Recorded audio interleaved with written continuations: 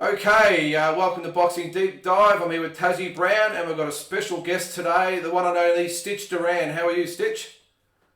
Man, I'm loving life, man. It's finally good to hook up with you guys again. Oh, that's great, mate. It's good to have you on for all our Australian viewers. So you've had a big few weeks in the last few weeks with some of the big fights you've been part of.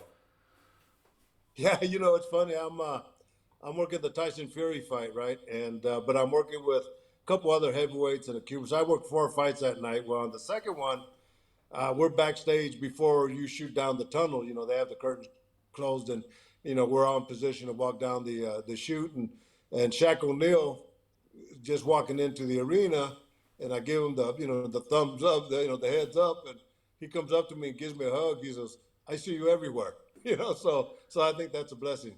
Yeah, we seem to see you in all the big shows, but mate, before we get into like all the questions we've got, I'm sure you've been asked this a million times. How did you actually become a cut man? Because it's not sort of the career choice that I suppose in high school that you go for. Yeah, I didn't even know what a cut man was, but yeah, I have a great story. As a matter of fact, they're putting a documentary together based on my life and based on a book that I wrote. The book was From the Fields to the Garden. I grew up as a farm worker in the Central Valley, California, which is the agricultural capital of the world. So I tell people, if you ate it, I probably picked it for you. So I grew up in very humble beginnings and born and raised in a migrant camp, and but I joined the military and in 1972 and 1974, they stationed me in a place called Thailand. And I was a young kid. I didn't even know what the hell Thailand was. But that was during the Vietnam War. And we were the base for the B-52. So that's where they would load them up with the bombs, go to Nam, drop them, come back, and all that. But I saw my first Muay Thai fight. And from there, I was hooked and did that for the whole year and got back into the States and got into boxing to kind of improve my hands. And kickboxing was as its very very infinite stage, and it was more in the East Coast and the Midwest than it was in the West Coast. And so yeah, so that got into that, started training fighters, and opened up my own school of kickboxing, ASK. And not only was I a trainer, but I had to learn how to be a cut man, and wrapping hands and working cuts were part of the program, and that just kind of floated to the top. And uh, I made the move to Vegas 26 years ago just to kind of follow my dreams. Yeah, because you started on before I let Tassie come in there. You actually started with as a promoter, didn't you, in the kickboxing? Yeah, yeah, I promoted fights. I kind of did the whole gambit, right? And had fighters, that we took worldwide. Dennis Alexio was one of the fighters I worked with, and Yeah, outstanding kickboxer. longevity. Yeah, and a great athlete, until I started meeting these MMA guys. Yeah, so the move to Las Vegas, Stitch. So how long you been there for? 26 years.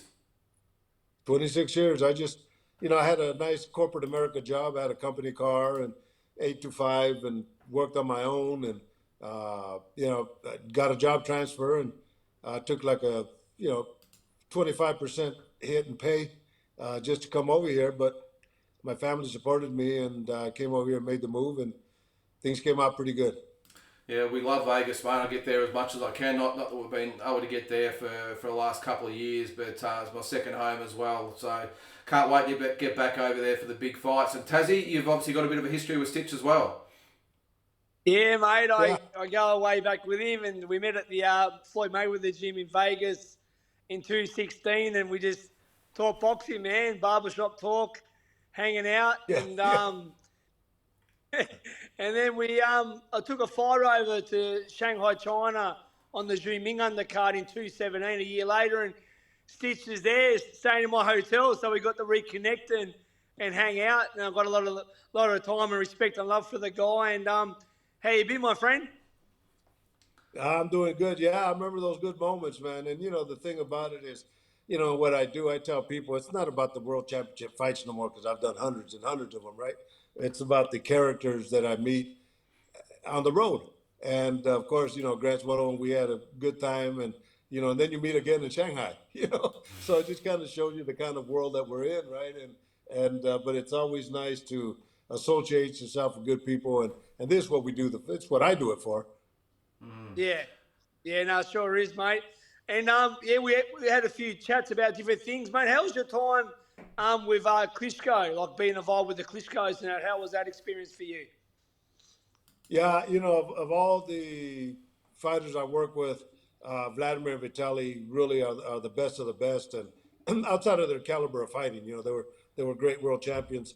I think I worked with them a total of, shit, I think 10, 12 years, maybe 12 years. With started off with Vladimir, and then Vitaly came out of retirement, and uh, first fight he fought was with Danny Williams, and got to work with him, and but just the storyline behind these guys of who they are, where they came from, where they're at now. Vitaly is the mayor of Kiev, and Vladimir's out there lecturing, and but just super, super guys, man. So for me, it was a quite honor. And I'll give you because we got time to talk, right? So I'll give you a behind the scene story with me and Vladimir when when he fought Anthony Joshua. So my daughter Carla had gotten married in the island of Crete on Wednesday. So Thursday I flew to London, and I didn't see Vladimir till the weigh-ins, him and Vitaly. And but I'm sitting there and I'm talking to them both, and trying to catch up. And finally I put my hand on Vladimir and I say, don't worry about nothing tomorrow. I'm going to take care of you like you're my son. And I leave because I know what goes in through the mind of a fighter the night before. They can't sleep, they're jittery and all that. And so here it is, fight time, and Michael Buffer's getting ready to do the announcement, and I'll do the final Vaseline on Vladimir, and we're inches, no more than 12 inches apart, and between all this, in front of all these millions of people, he whispers, or he tells me, he says, "You could call me son." And that gave me chills, man, because I knew I had gotten into his mind that night before, and one of the best fights he ever had. And months later, I was doing a show in Germany, and he was there, and we connected. And I said, Vladimir, I have to ask you about that moment because it was a very special moment. And he says, Stitch, there's very few people that I trust with my life. You're one of them. So yeah. Yeah. So I Geez, show the relation. Yeah. Yeah, well, it takes a lot to earn that trust and over the years. But speaking just with the Aussie connection, Stitch, you've recently partnered up with the Maloney brothers. Yeah. Good kids, man. I love them. Their family, Angelo and Tony. It worked out great, and I'm supporting them 150% all the way now. But it was very good because Top Rank during this COVID, where everybody was on lockdown for the most part. Top Rank, which is a local promotion here, the biggest promotion in boxing, but they're based out of Vegas. And Brad Jacobs called me, and they wanted to continue boxing, and being that the fighter could only bring two coaches, they limited themselves on bringing in cutmen. So they brought us in as house cutmen. But that's where I met the Maloney brothers and Angelo and Tony, and we kicked it off from day one, and been friends ever since. And they could count on me, if they fight over here again, that I'll be on their corner. So great guys, man. Yeah, how'd you go telling them apart, mate? They're very similar, aren't they? Yeah, it's quite a mind blowing experience. The thing about Tony, the manager's real low keyed and all that, and Angelo's that wiry guy. Yeah. He's the wiry Aussie that could be out in the outback and just Yeah. strangling kangaroo, chasing dingoes, and he's that guy. But I love them all, man. They're good people. Yeah. Well, I speak highly of you as well. So, just getting back to the recent Tyson Fury fight, Stitch. How big? I was obviously a big fight, the third trilogy fight, but the lead up to it, because we all know Tyson Fury with his antics and all the rest of it, and Wilder's a bit more low key. But what was the event like? What was the buzz like, especially to be back after all the COVID situation? Yeah, well, it's let's start from square one when he had COVID, right? So we're in the gym and we're sparring, and he's looking great, and every day I'm applying Vaseline on him, and I'm sitting there and I'm talking to him like I would any fighter prepping up for a fight, right? And then find out that he tested positive for COVID, and I'm thinking, oh shit, here we go again. But we all got tested and we all came out good. So anyway, when he came back, just to minimize the possibilities of that acting again, they asked me if I would mind. They wanted a small camp, a very close camp, only people that they needed, and they asked me if it was okay, and I said it's fine with me. My thing is for them to throw that first punch.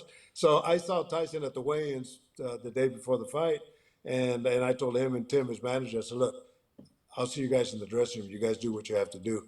But once we got in the dressing room, it was all business, you know. I was looking forward to this fight, the excitement that was being drawn, and you know, I did an interview with British press, and their concern was that even Tyson Fury, that the British fans could not attend the fights because of the regulations. But I told them, I said, you know, this is a blessing in disguise because now you'll get to evaluate how the American fans like Tyson Fury. And brother, they cheered up and down and up and down. So he's an American favorite now. Yes, go ahead, does he? Yeah. Yeah, Stitch. Out of so many like career highlights, what would you name? Probably your top two, like you know, biggest fights you've been part of over your journey. Yeah. Well, you know, if you would have asked me that before the Tyson Fury fight, I would have said Vladimir Klitschko, Anthony Joshua in boxing, right? But so I could put that one in the Fury Deontay Wilder one up there.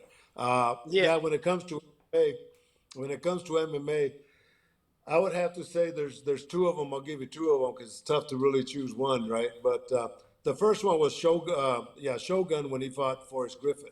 It was the first time that a Pride fighter would fight a UFC fighter, and I'm working with Forrest Griffin, right? And he ends up with a big old gash right here, kind of a lightning bolt gash. And it's usually from an elbow or something like that, and he's bleeding like a pig. And I go out there and I do what I can to keep him in the game. And I mean, I used everything and kept him in the game. He ended up winning, and he ends up sending me a nice card and a certificate to a real nice restaurant, right? So it was that relationship. But when he beat Stephan Bonner for the championship of the Ultimate Fighters, right? his coach is standing next to me, and before they make the decision, he goes, Stitch, I'm not gay, but I got to give you a kiss, man. Thanks for taking care of Forrest, right? So that's a good one. But the one that showed heart and soul was Chuck Liddell when he fought Vanderlei Silva, and I was working with Chuck Liddell, but I'd known Vanderlei since the days in Pride, right? All the Brazilians gave me the nickname Santana, so they used to call me Santana. But I'm working with Chuck Liddell, and about a week before I see Vladimir and Vanderlei, and I tell him, I said, look, man, it's my birthday, December the 29th. It's going to be my birthday that day. I want to give you good karma. You know, and psychology I know is a big game. And I meant it, though. I want to give you good karma. So I'm working with Chuck, and it's a brutal fight, bros. I mean, I could hear those punches. You could just hear them, and you could feel them, and they're not sliding. They're penetrating, and Chuck gets a cut, and, you know, I work on him, and, I mean, it's a brutal fight. And the bell rings, and I clean up Chuck, and I go across the ring to see how Vanderlei is doing. And Leon Tabbs, the legendary cutman, is working on him, and his face is all swollen, man. And I said, Vladimir, Vanderlei's too many guys, man. How are you feeling? And he says, no, Stitch, I'm okay, Stitch. And then he has the courage enough at this point to say, Stitch, happy birthday. I said, man, it don't get no better than that, you know. I got to give you another story. Hold on a second. Okay.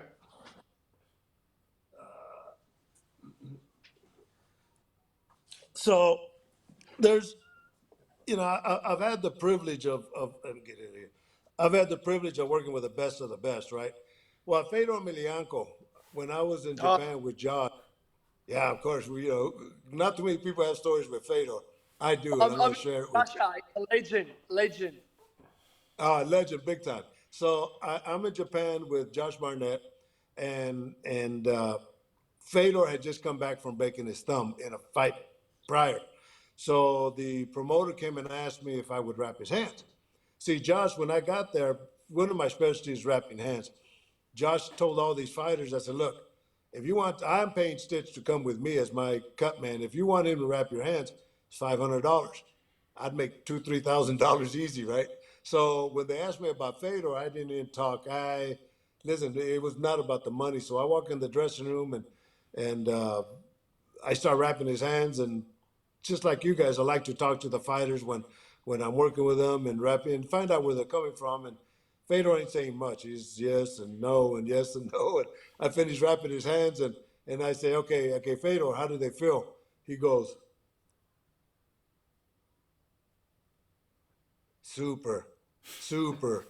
Bro, that's all he said. I walked out of that room, my feet weren't touching the ground. And, after the fights, Josh and I are walking to the bus down the hallway, and he had just won. I think he fought Mark Hunt, if I'm not mistaken. But he calls us into his room, and placebo. Thank you, very good, very good. We drink, so we toasted. How many guys could say toasted with vodka with Fedor Emelianenko, right? So I've had some great moments with him. But here's where the capper comes. That ain't nothing. Here's where the capper comes. So the last fight that I did with Bellator, Fedor fought in at the San Jose. So I walk in, and Fedor and all his team are in the lobby, and he comes up to me and gives me a hug. And that's very unusual for Russians to initiate a hug, right? So he says, I have some sweats for you. I said, no kidding. So he sends a guy up to his room. The guy comes back with sweats. And look, man, how many guys, let me see if I can show you this here. Hold on, how many guys have Fedor's sweats with the names? Awesome. Look at this. Where we at? Look at this. Look at that. Wow. Yeah. I bet you've got a room full of all that sort of merchandise, have you? I got some from Machida, from Tito, Anderson Silva. God, I've given a lot of stuff away, and I'm looking at my closet, and I have a lot of great memorabilia and moments, that are special. And like Tito Ortiz, when I worked the corner with him, and the thing with like Fedor and Tito, Tito came, one of his coaches came when I'm working the fights, the UFC fights, and he says, here, this shirt's for you. Tito put my name on it.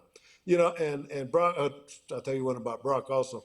But what makes these special is that these decisions were made before they came to the fights.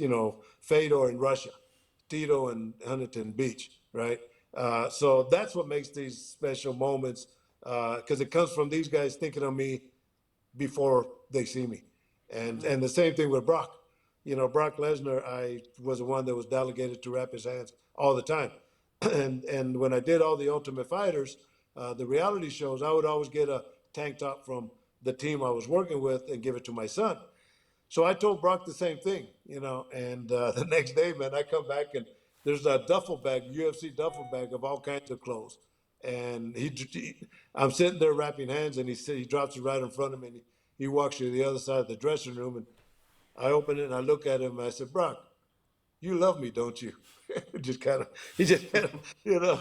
So those are the kind of stuff I get, man. Stitch, tell us a little bit about the time in the UFC, because you were there for quite some time, but there was a little bit of a fallout at the end. Do you think? Well, I did hear, was it comments you made about Reebok or something? Was that right? Yeah, okay. Well, I'll give you the story, man. All right. So, yeah, I knew Dana White from before the UFC. Dana always said he was in boxing, but, he was doing pad work for the casino executives and their wives. And shit, he was making more money than us. So, he was friends with Lorenzo Fertitta and Frank Fertitta. These are the young guys that their father owned a casino. And when he retired, he gave the casino to the boys. And from there, I think they have like 18 casinos. They're billionaires, both of them, young guys, good guys, super nice guys. So Dana was always with him. They would just go together and all that. But I saw Dana, I used to see him in the gyms, and when you see guys in the gym, yeah, you break sweat and all that all together. But I see him at a K1 at the Bellagio. Scott Coker brought me to be a cut man, and I think Kimo was fighting Bob Sapp. And Dana was in the audience, and he says, hey, give me a card. I'll give you a call. Called me the next day and said, look, we bought the UFC and want to know if you'd be interested in being a cut man. And yeah, of course. I didn't know what the UFC was. I didn't know what MMA was. It's totally out of it. And but it was a great opportunity, and it changed my whole life. And during that process, we got sponsors. Fighters got sponsors, and me as a cut man, being that I worked in the corporate structure before, I understood marketing. So I would go after sponsors, and of course I had Tap Out and Bad Boy and One More Round and watches and Zions, and I was making good money. I was making more money in the sponsors than I was with what the UFC was paying us. UFC wasn't paying us a lot, but Dana always said that as we make money, you all make money. And they made money, we didn't make money. So anyway, they went into the Reebok deal. Fighters were making, 50, 100,000 a fight. Fighters were making bank. And they went into the Reebok deal, and the Reebok deal was exclusive. So everybody had to get rid of their sponsors. And the fighters were mad big time, and I don't blame them. And the fans were mad, and the media was mad, so they were giving them a bad hard time. And they called the cutman together and told us the same thing. And but the fighters would get, let's say you had 10 fights in the UFC, all right, and well, you say you had 20 fights altogether and 2 fights in the UFC. I think you only got $2,500 from Reebok, which was nothing. It was an insult. I think the most they got was like 30 grand for a championship fight, but it's still an insult, right? So anyway, they got rid of the sponsors for everybody, including the cutman, and I everybody was effing the UFC, the Reebok, and all that, and so I get a call from John Nash from BloodyElbow.com. Never heard of him, didn't know what it was, and he asked if I'd be interested in doing an interview of how the Reebok deal affected the cutmen. Well, that goes back to the fields, right, where I grew up as a farm worker. And, agriculture for us was what we did. That's how we made our income from get-go. And, but we had a lot of unfair practices. They were spraying pesticides in the fields next door. And, we're drinking out of the same metal bucket with a tin cup and mud everywhere. And the women, no restrooms. So we had a guy, Cesar Chavez, that was basically our Martin Luther King, the guy that led the work on unionizing farm workers. So my parents were real strong into that, and we all were. And so when they asked me to do the interview, I thought about the moments when my parents were fighting for the same struggles. So I said, you know what, I got to man up. And I did the interview, and go to BloodyElbow.com, and it's John Nash's article. Okay. I was very politically correct, but I guess it just went viral. It was like I had a gallon of gas and I threw it in the fire, and it just kind of blew up. And I'm getting messages from all over the support and all that from all over the world, and finally they call me, friend of mine. We're all friends, and my friend calls me and says, "Can you talk?"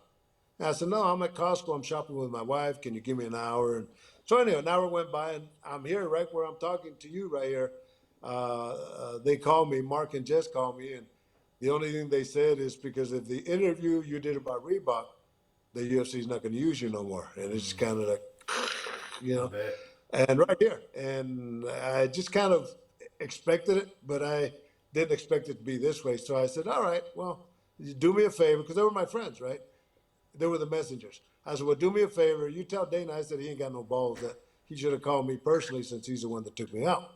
And so that went on. So I'm getting all these messages, man. And the first one I read, I sent back to the guy, and I said, look, I want you to be the first to know. The UFC let me go for speaking out about the Reebok deal. Now I got to look for another job. And that went viral, big time. And man, I did like 57 interviews in 1 week. I had camera crews coming to my house, and it was the biggest thing in MMA at that time. And then during that process, the UFC is going into working with Fox Network. I think and their exclusive thing was it was a big show, but no, I lost my sponsors and all that, but they were doing the big show, and they interviewed Dana during, I guess, the intermission. And what about Stitch Duran? Is Stitch ever coming back? I mean, he was that big. I said, Stitch will never be back, and so and so. And if we were friends, he should have called me. And then at the end, he blows it and says, "Wow, Stitch and I were never friends," and that blew up in his face. So that made me basically the face of the rebellion of fair practices, right? So I mean, till this point, it's been 7 years, man, and people still stop me. People still ask me questions. And when I did the first Creed, Wesley Snipes, the actor, comes up to me and shakes my hand and says, "Hey, the UFC did you wrong." And the best compliment I've gotten since hundreds of compliments all the time, but about 2 months ago, we were doing a show in the bubble at the MGM boxing with Top Rank, and Luis, can't remember his last name, Brazilian coach that trains Anderson Silva and these other guys, comes up to me at lunch, and I'm sitting down. And he says, "Steesh," he says, "we, the coaches, the fighters, we thank you for speaking up because we couldn't." And that said everything. So, yeah, best thing ever happened to me, man. And I tell people, speak up for what's right, because if you're right, you can never be wrong. And people still stop me everywhere. Yeah, I didn't realise it was that big because I wasn't really a UFC follower back then. But yeah, that was massive news. Oh, it was huge, man. And if I had a way, I'd show you all these memes that these fans made that were hilarious, man. I mean, looking Dana like a clown, and Dana like a Nazi, and Dana running me over in the bus, and boycott this. These fans were. I mean, I still get love all over the world. I It's bet crazy. you do. Go ahead, Tazzy. Stitch, a couple of things. Do you still get down to Mayweather Gym and that, and see everyone there, and Bozo and all the crew? Oh, I'll be there tomorrow. That's one of the good things about my job is I leave Wednesday to Atlanta to do another Top Rank show. I've been working with them beyond the bubble. Now they just brought us in as house cutman. But yeah, I'll be there tomorrow. So normally what I'll do Monday through Wednesdays, I don't do anything. My jobs are on weekends, so I'll go by the gyms and just kind of barbershop talk, as you were saying, and just talk to the guys. There's three or four boxing gyms where I go and just kind of shoot the shit with the guys. Sounds like. Who do at the moment in boxing, like who do you have like is sort of the pound for pound? Are you a Canelo fan? Do you think he's the top guy at the moment in the sport? Yeah, I'm a big Canelo fan, and I'm also a big Caleb Plant fan. Caleb trains in the gym, and so I know I've known him. But I tell you, when you break it down to technique and style and power and everything that goes with that, Tyson Fury is definitely up there. But Canelo really just has the whole package. Style wise, he's always in position. He knows what punch to throw after a punch. He knows what punch to throw after a defensive move. He's very well versed on that. So I think when it goes pound to pound, I got to give him top choice. Yeah. Stitch, we've talked about the boxing and the UFC part, but you've been a movie star. Tell us about the roles you played in the last Rocky movie and also the Creed movies. How did all that come about? Wow, my man, I'm going to give you some scoop right now. You're the first one in Australia to hear this, all right? So Wednesday, I live 20 minutes from the MGM, right? I live here in Las Vegas.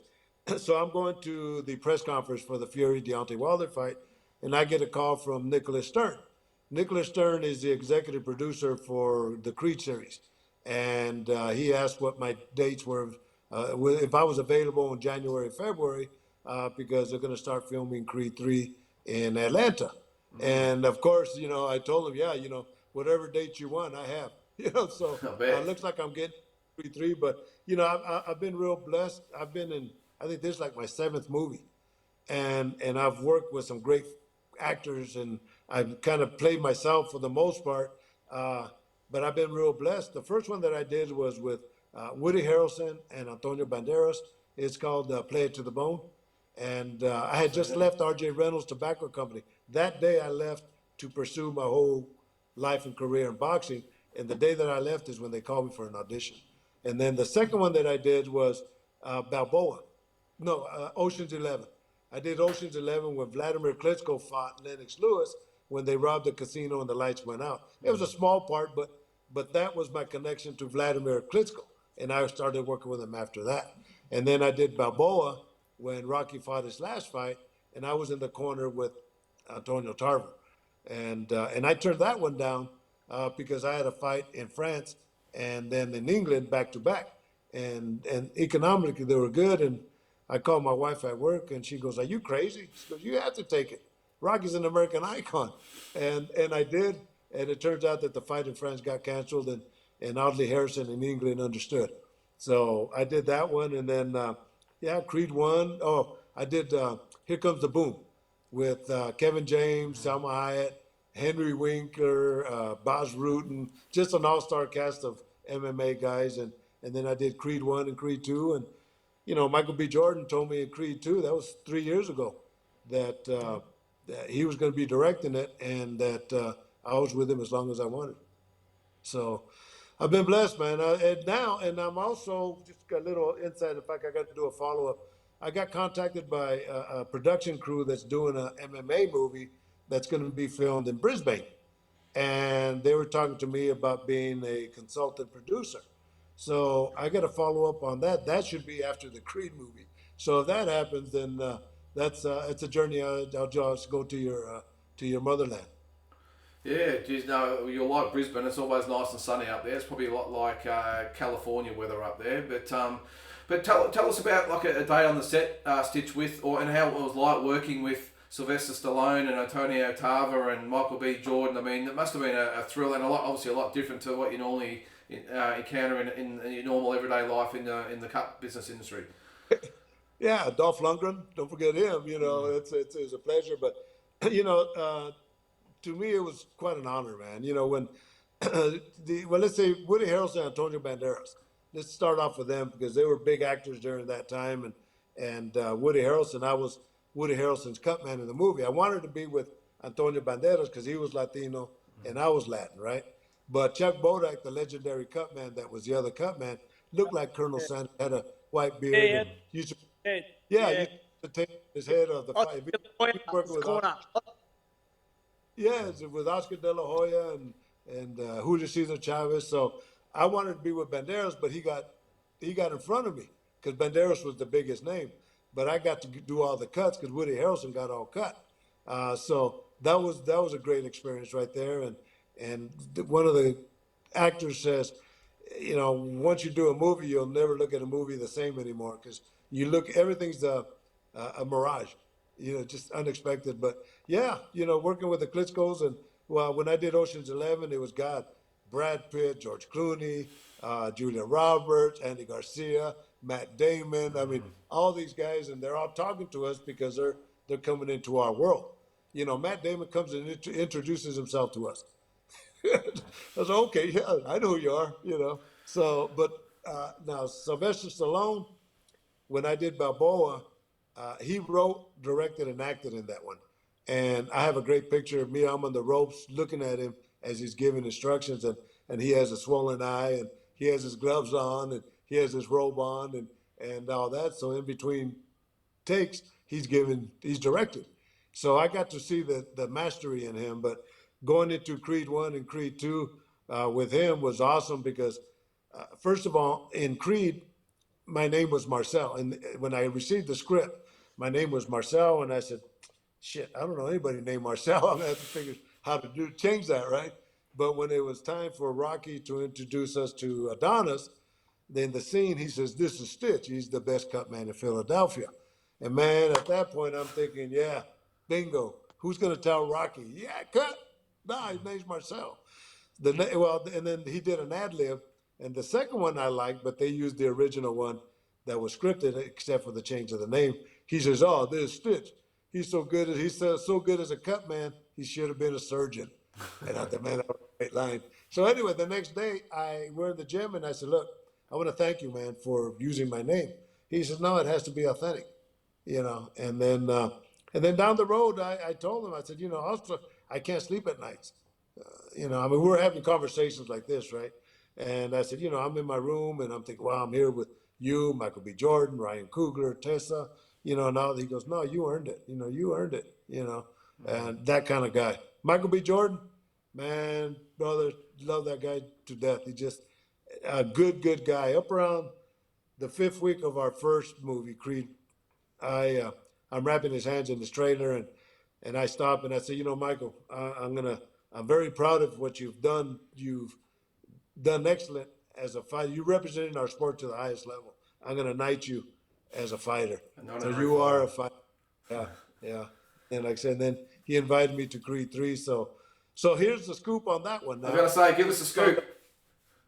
Huh? Give us the scoop. Oh, yeah, here's the scoop because the only one knows about me is my wife. Just found out. So I did a show in San Diego Saturday for Top Rank. These are the fights I'm working with, right? So the next show is going to be in Atlanta with Shakir Stevenson and Jamil Herring. Yeah, But I yeah. was thinking, so when they called me for Creed, as I was coming back, I said, man, I'm gonna get a hold of Nick, the executive producer that contacted me, and if they're in Atlanta, if they'd be interested in coming to the show. So I sent him a message last night. He goes, heck yeah, So I'm putting him in touch with Brad Jacobs, the CEO of Top Rank, to have him come in as guests. So that'd be awesome to see them before the fights. Is there That's awesome. any storyline there, Stitch, that you can fill us in on, or what's the story's going to be about? Well, no, they're just going to go there as guests to watch the fights, Okay. because they're already in Atlanta. I won't have to be there till like January, February, but filming is a long process. It's a year and a half, and so they're up there. I don't know what they're doing, but if they do come, then I'll be able to chat with them and touch base with me after, and I'll give you the scoop. Well, let's hope that Clubber Lang's son might be part of it. I would have loved to have seen him in there. I reckon that would be great. Yeah, it's funny you say that. It's because David Loiseau, uh, UFC fighter from Canada, right? He made a couple trailers as Clubber Lane's nephew, and to tell you the truth, man, they're excellent. So if you go to YouTube and look at Creed 3 trailers, you would have thought that this was an official trailer. But I said, but I don't know what the storyline is. But if it was going to be Clubber Lane's nephew, I would 100% recommended David Loiseau. And I've gotten uh, the two referees that did the last one, I got them in, Kenny Bayless, and then the cut man for Ivan Drago's son, Paul Querido, I got him in because, we got to make it authentic. I had Robert Bird and Kenny Bayless as the refs and Paul Querido as a cut man. So that's my job. And I told Ryan Coogler, the director, he wrote and directed Creed. He also directed Black Panther.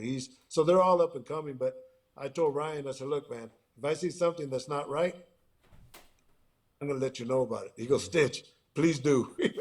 So yeah, so they get the best of both worlds, and so do I. That's great. Go ahead, Tazzy. Yeah, mate. I said I just can't wait for you to come to Australia one day. I'd love to be able to show you around and return the hospitality that you gave me in America. It's always my pleasure, man, and that's what makes it fun. So I'm sure what we do, we'll see each other somewhere sometime, and you just never know when. Yeah. Stitch, do you your everyday week with you? So I'm assuming you don't have a day job. You just do this full time. Yeah, there's my job. So It's not even a job. how many shows would you sort of do? You probably do one weekly because I remember you probably don't remember this, but I remember I met you in Vegas. It was about 5 years ago. It was on a Roy Jones Jr. card, and you were there fighting. You were at the weigh-ins and just hanging out and all the rest of it. So how many of those sort of smaller shows do you do on a regular basis? We all hear about the big ones, but how many of those small little shows do you do? Not many.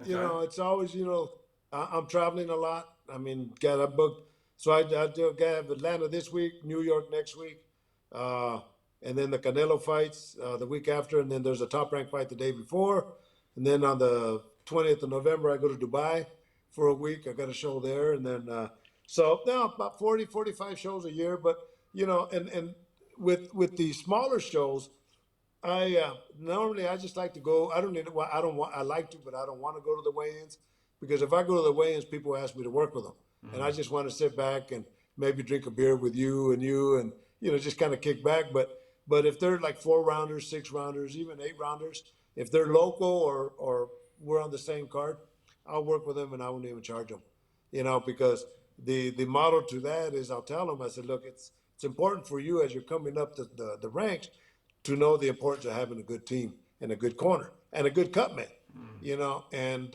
so I'll do that. That's how I always get back. Do you have an allegiance to any particular promoters or trainers, or it's just you're available? Because I was going to say, how would it go if say the Tyson Fury, you've obviously had a good relationship with him. What happens next time if you happen to be in the corner of his opponent? That wouldn't bother you at all?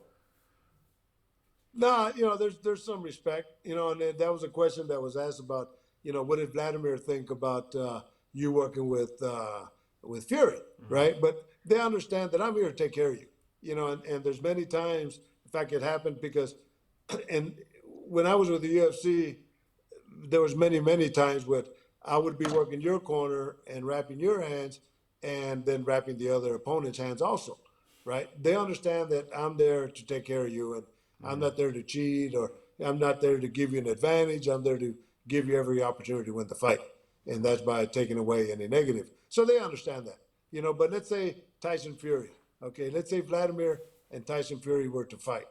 Let's hope it never happens, but I'd pull out of that fight, even though it's a major payday. Yeah. Just out of respect to both of them, I would recommend some of the cutmen I recommend all the time. Yeah. Go ahead, Tazzy. That's a noble thing, mate. I mean, yeah, when you build friendships and that, it's good to stay neutral when that was to happen. Yeah, 100%. So with the Canelo fight, are you helping Caleb plan, or are you working that night, Stitch, or? No, I'm not working that night yet, but you never know. I'm working the show the night before with Top Rank. But usually local shows like this, I'll get a call, and like say sometimes I won't even charge them. I'll do it just to go see a Canelo fight. So if it's a guy that's an undercard, yeah, of course. And and listen, when they walk into the ring and we're all together as a team, and they see that this young kid has Stitch in his corner, there's a lot of confidence that goes with that. And I remember I worked with Vidal Riley from England. He's the coach that trained KSI, the YouTubers, right? And he made his pro debut, and the guys in the other corner, he beat the guy in the other corner, and but I see him in the back dressing rooms, and he says, "Oh my God!" He goes, "Stitch, number one, can we take a picture?" And then he's saying, "When I saw you crossing the other ring, I knew we were going to lose." So so I don't know if that's good or bad for them, but that's what happened. Stitch, you're obviously. Sorry, Tazzy, go ahead, mate. Speaking about Fedor, Stitch, have you been to Russia? Have you worked in Russia at all? Oh yeah, I've been to Russia, to Ukraine, to Kazakhstan, to Kyrgyzstan. I think that's it. Yeah, But yeah, I've been to them when I was. Great people, beautiful place. Oh, they're tough to. They have a real thick shell, and Yeah. and Yeah, they have a very all right. shell, but yeah, I'm pretty good at breaking them. But I'll tell you a story in Kazakhstan. We're at Almaty, I think. So we're there for a fight, and this guy has a restaurant, and he wants to meet me, and he's inviting me and the team as guests, right, to his restaurant. And I said, "Yeah, let's go. I'm in." So we sit, it's a round table, and there's about 6 of these guys there, and I think 3 of us, the coaches. And he says, "Stish, you Mexican, you drink tequila. We Kazakhs, we drink vodka. We drink tonight." Well, bro, I don't drink a lot, right? Because I do all this traveling. But to me, that was a challenge, And 3 bottles later, they're saying, "Stitch, niet, no more." I outdrank them, bro. But I tell you what, I almost crawled back to my room. And as soon as I got there, I threw up. And the next day at the weigh-ins, I felt horrible. But it was a challenge, and I beat them.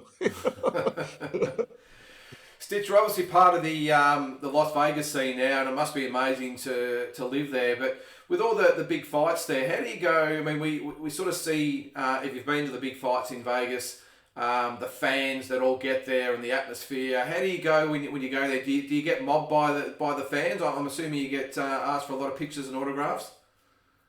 Yeah, that's the fun part of what we do. I know the guys at security at MGM. "Oh, Stitch, you want us to escort you out?" Hell no! I want to walk the hall and take pictures and sign autographs and just talk to the people. And that's the fun part. The working cuts, wrapping hands. That's that happens all the time. But meeting new people and just chatting with them is to me that's part of that is the fun. Because explaining to the people coming from Australia, boxing, it's not really a mainstream sport. The fans of boxing over here are just as passionate as anywhere in the world, but it's a very, very small base. But you go to Vegas and to see, especially the Mexican fans, they absolutely love the sport, don't they? And the fighters and all the entourage, they all get treated like royalty, and it really is like a mainstream sport over there. It is. There's no fights like the ones in Las Vegas and the casinos, right? And you know, the days of Mike Tyson, it was phenomenal.